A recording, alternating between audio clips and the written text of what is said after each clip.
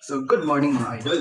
Meron na namang pinapakalat ng mga Didimon supporters at yung po nila na si BP Lustay na kung saan ay tinitira nila si Kong Luistro, Jinky Luistro mga idol na mayroon daw utang, mayroon daw utang na 8 million pesos mga idol sa asawa ni BP Lustay mga idol. So, yan na naman tayo eh. Si BP Lustay mga idol, nagsalita ito doon sa Banatiro sa SM Inay mga idol na yun nga, si Kong Luistro ay mayroong utang na 8 million pesos mga idol. Ito talaga mga idol. No? Kasama po yung asawa doon sa Salin. So, nagtatrabaho pa naman yung asawa ni VP. Oo naman. Oo, nagtatrabaho yung asawa ko. Yun yung isang member ng Committee of Justice. May utang yan na 8 million sa asawa ko. Kaya nga hindi pa nadagdag yun. So kulang yun, yung pinakita nila. O, kasi hindi mo man pwede ilagay pa yon kasi hindi pa siya kita. Kasi utang pa lang siya sa iyo. So, Kung talagang may utang si Luistro mga idol, ito kasi po nila mga idol, ang hilig talaga magbintang, magbitaw ng statement na hindi sinasamahan ng resibo. Di ba dapat mga idol? Kung may utang, sa Bombay nga mga idol, di ba? Pag mangutang ka, halagang 1,000, 3,000, mayroon nga kasulatan eh. Mayroon nga logbook, mayroon nga notebook eh. Di ba? Ano pa kaya kung 8 million?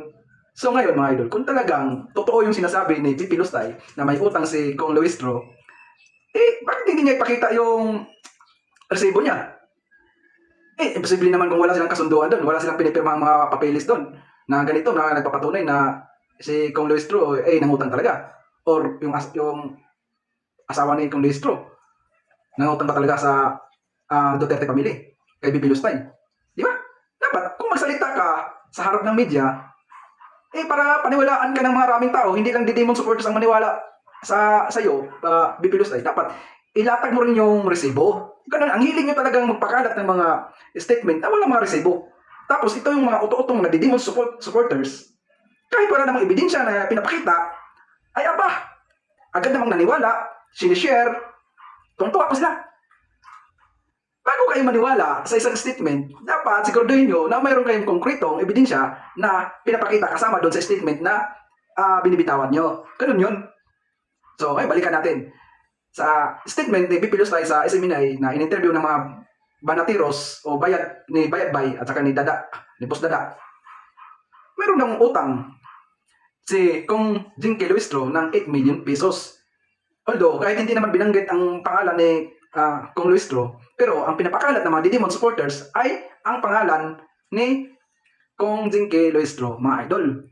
Sus, grabe no? Ang hilig talaga nila, agad silang magpapaniwala sa isang statement, sa isang pamparatang na mismo galing sa puo nila na si BP Lustay na nagbigay ng statement, hindi nga pinapakita yung resibo eh. Wala nga resibong pinapalabas eh.